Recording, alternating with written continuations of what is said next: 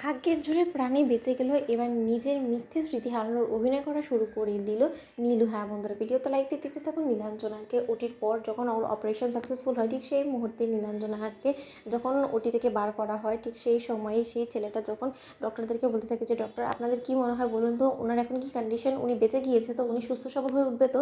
অন্যদিকে ডক্টররা বলতে থাকে যে হ্যাঁ ওনার অপারেশন সাকসেসফুল হয়েছে এবং যত শীঘ্রই সম্ভব উনি রিকভার করে উঠবে, আমরা যথেষ্ট পরিমাণে আশাবাদী। কিন্তু তার সত্ত্বেও এখন ওনাকে আমরা একদম স্ট্রিক্ট অবজারভেশনে রাখবো। কিছুদিন যাওয়ার পর আমরা আবারও ওনার কিছু টেস্ট করাবো, তারপরে যদি আমাদের মনে হয় যে না উনি ডিসচার্জ করে দেওয়ার অবস্থায় আছেন, তখনই আমরা একমাত্র ডিসচার্জ নিয়ে ভাববো। অন্যদিকে সেই লোকটা বলতে থাকে যে আচ্ছা ওকে নর্মাল কেবিনে কখন শিফট করানো হবে, ঠিক সেই মুহূর্তে ডক্টররা বলতে থাকে যে কিছুক্ষণ বাদে আপনি চাইলে ওনার সঙ্গে গিয়ে দেখা করে আসতে পারেন। অন্যদিকে পুলিশ অফিসার বলতে থাকে যে দেখুন না ডক্টর, আমাদের ওনার কাছ থেকে কিছুটা বয়ান নেওয়ার আছে যে ওনার সঙ্গে ঘটনাটা কী করে ঘটলো সেটাকে আমরা এই মুহূর্তে নিতে পারি। ঠিক সেই মুহূর্তে ডক্টর বলতে থাকে যে চাইলে আপনারা নিতে পারেন, কিন্তু একটা কথা খেয়াল রাখবেন ওনার উপরে যাতে কোনো রকম কোনো প্রেশার না দেওয়া হয়, কারণ উনি যদি কোনোভাবে উত্তেজিত হয়ে পড়ে তাহলে কিন্তু উনি আরও বেশি অসুস্থ হয়ে পড়বে এবং বলা যায় না উনি হয়তো বা আরও বেশি অচেতন হয়েও যেতে পারে। তার জন্য আমি আপনাকে বলছি যে একটু সাবধানে কথা বলবেন। ঠিক সেই মুহূর্তে যখন পুলিশ অফিসাররা নীলাঞ্জনা জ্ঞান ফেরার মাত্রই নীলাঞ্জনার কাছে গিয়ে বলতে থাকে যে আপনি আমাদের কথা শুনতে পাচ্ছেন, আপনি আমাদেরকে বলুন তো প্রথমে যে আপনার নামটা কি।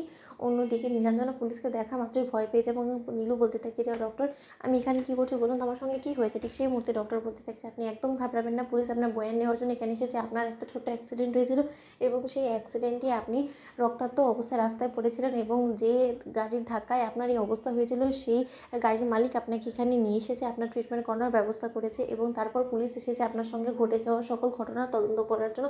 আপনি পুলিশকে খুলে বলুন আপনার সঙ্গে ঠিক অ্যাকচুয়ালি কী ঘটেছিল। অন্যদিকে নীলু বলতে থাকে যে সর্বনাশ করেছে, তার মানে তো এটা পুলিশ কেস হয়ে যাবে এবং পুলিশ তো আমার সম্পর্কে সব কিছু জানবে, কারণ অলরেডি আমার নামে অনেকগুলো কেস থানায় আছে। এবার যদি কোনো মতে আমি আবারও নিজের আসল পরিচয়টা দিয়ে ফেলি তাহলে তো কোনো মতেই পুলিশ আমাকে ছেড়ে কথা বলবে না। পুলিশ আমার নাম শোনা মাত্রই আমার বাড়ি অবধি পৌঁছে যাবে এবং এতে করে আমার সকল কেচ্ছা কেলেঙ্কারির কথা ফাঁস হয়ে যাবে, কোনোভাবেই আমার আসল পরিচয়টা দেওয়া যাবে না।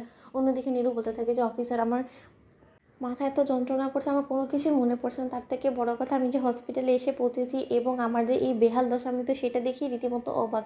অন্যদিকে পুলিশ অফিসার বলতে থাকি যে আচ্ছা ডক্টর, ওনার হঠাৎ করে কোনো কিছু মনে পড়ছে না কেন বলুন তো। ঠিক সেই মুহূর্তে ডক্টর বলতে থাকে যে আচমকা ওনার সঙ্গে এত বড় একটা ঘটনা ঘটেছে বিধায় উনি হয়তো বা টেম্পোরারি মেমরি লস করে ফেলেছে।